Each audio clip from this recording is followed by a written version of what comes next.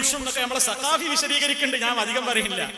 ഈ ബുഷും ഒക്കെ അങ്ങനെ പത്രസമ്മേളനം നടത്തുമ്പോഴല്ലോ ഒരുപാട് വിദേശ ചാനലുകൾ, ആ ചാനലുകളോടൊപ്പം കാന്തപുരം അങ്ങനെ സംസാരിക്കുക. അപ്പൊ കാണുമ്പോൾ വിചാരിക്കൊണ്ട് ഓ നമ്മളെ ശൈഖുന ഇവിടെ അമേരിക്കയിലൊക്കെ പോയിട്ട് നടത്തിയ പത്രസമ്മേളനം, ക്ലിന്റനും കോഫി അണ്ണാനും ഒക്കെ അല്ലേ അവിടെയൊക്കെ പോയി നടത്തിയ പത്രസമ്മേളനം തോന്നിക്കാൻ വേണ്ടിയിട്ട് ഇവരുടെ സോവനീറിൽ ഇവരൊരു കള്ള ചിത്രം ഉണ്ടാക്കി.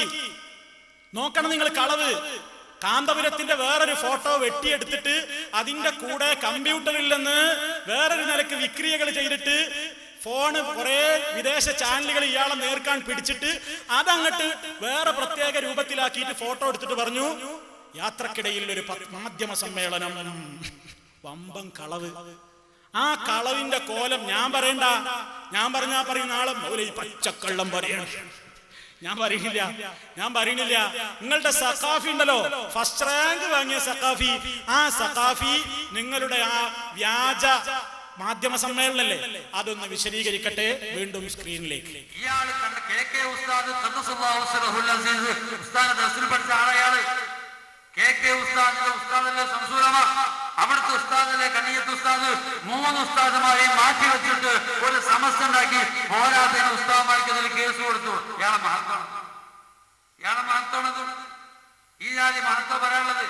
പിന്നെ മഹാനാകുന്ന കാളമ്പാടി ഉസ്താദ് ഇവരാ പഴയ സ്വഭാവത്തോടെ ആ പഴയ പഴമയും തനിമയും നിലനിർത്തി അല്ലാഹുവിന്റെ ദീനുമായി മുന്നോട്ട് പോകുമ്പോ ഈ രൂപത്തിൽ പത്രക്കാരെങ്കിൽ പ്രത്യക്ഷപ്പെടാറില്ലല്ലോ. കണ്ടോ? ഈ രൂപത്തിൽ നിങ്ങൾ ശ്രദ്ധിക്കണം. ഈ കാണുന്ന ഫോട്ടോ ഏതാ? ഇത് കാണുമ്പോൾ കുട്ടികൾ മനസ്സിലാക്കിയ സുബ്ഹാനല്ലാഹ്, നാളെ അബ്ദുൽ ഖാസിർ ഇയാളെ കൈകൊണ്ട കിട്ടാന്ന് ഇവരെ വിചാരം. കാരണം എന്താ?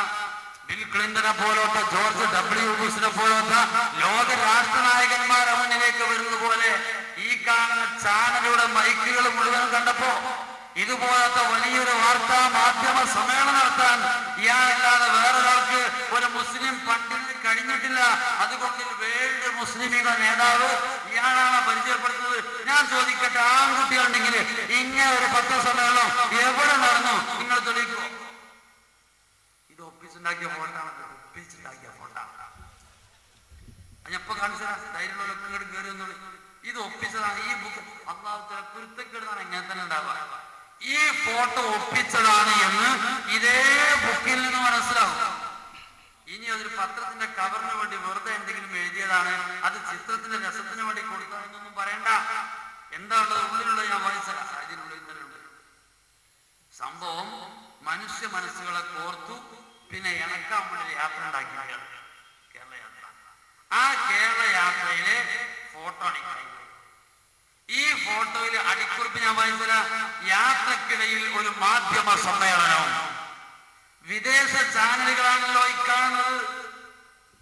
ഈ വിദേശ ചാനലുകൾക്ക് മുമ്പിൽ ഇയാളിങ്ങനെ സംസാരിക്കുന്നതായ ഒരു ഫോട്ടോ ഇവര് പ്രസിദ്ധീകരിക്കുകയും ഇത് വാർത്താ മാധ്യമ സമ്മേളനമാണ് എന്ന് അടിക്കുറിപ്പ് കൊടുക്കുകയും കളവാണത്. എന്നാൽ പ്രിയപ്പെട്ടവരെ, നിങ്ങൾ ചിന്തിച്ചോ, ഈ പുസ്തകത്തിന്റെ മറ്റൊരു പേജിൽ ഒരു ഫോട്ടോ ഉണ്ട്. ഏതാണ് ആ ഫോട്ടോ? ഇയാളിങ്ങനെ എഴുതുന്ന ഫോട്ടോ. ഇയാൾ എഴുതുന്നൊരു ഫോട്ടോ കണ്ടോ? ഇതിന്റെ അടിയിലെ കൊടുത്തതോ പേന കൊണ്ട് എഴുതാൻ പഠിപ്പിച്ച നാഥന്റെ നാമത്തിൽ യാത്രയിലെ വിശ്രമത്തിനിടയിൽ ഒരു നിമിഷം. അപ്പൊ ശൈഖുന ഇങ്ങനെ എഴുതുകയാണ്. ഈ എഴുതുന്ന ഫോട്ടോ, ഈ ഫോട്ടോ ശരിക്കും സൂക്ഷിച്ചോ. ഇതേ ഫോട്ടോ എടുത്തിട്ട് ഇതാ കൊണ്ടുവന്ന മൈക്കിന്